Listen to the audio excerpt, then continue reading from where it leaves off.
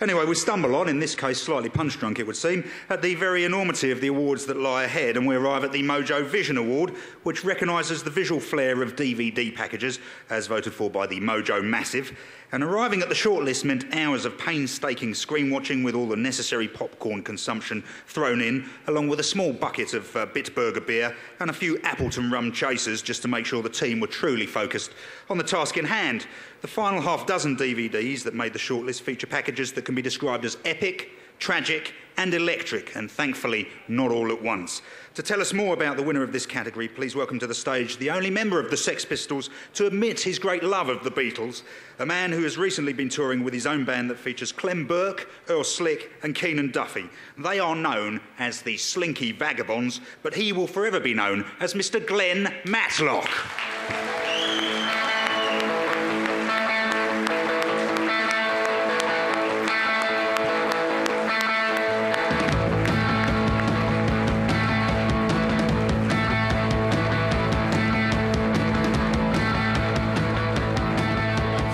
Roger, how you doing there, all right?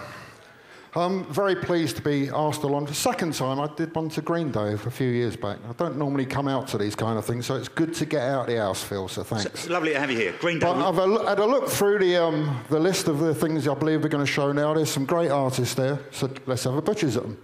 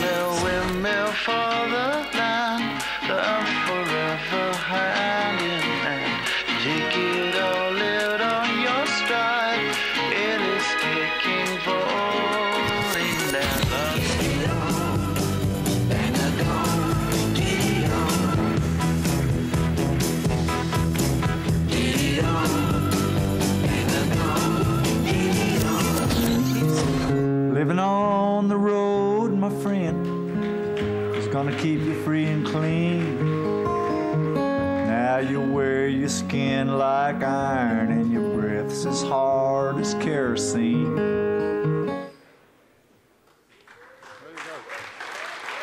Well, some great artists, and I'd personally like to see Ronnie Lane up there. But the winner, and this is great, is to the man and the band with the roughest tonsils in the business, Slade in Flames.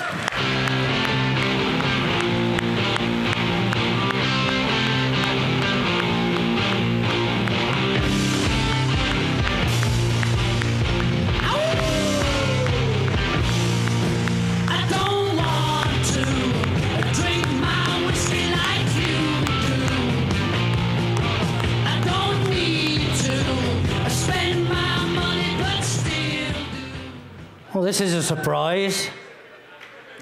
That movie was released in 1974, so still going strong after all these years. It's not bad.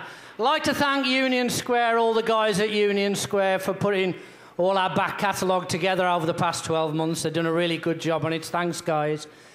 I think probably the reason Flame has stood the test of time, because when it came out in 74, people were shocked by it because it showed what really went on behind the scenes in a rock and roll band and in the record business. And I don't think people really wanted to know what went on behind the scenes. And there's a line in it where we actually ask our manager in the movie, played by Tom Conti, who was his first role in a movie. We asked him, "Do you like what we do?" And he says, "I don't give a toss what you do." He says, "I can sell it."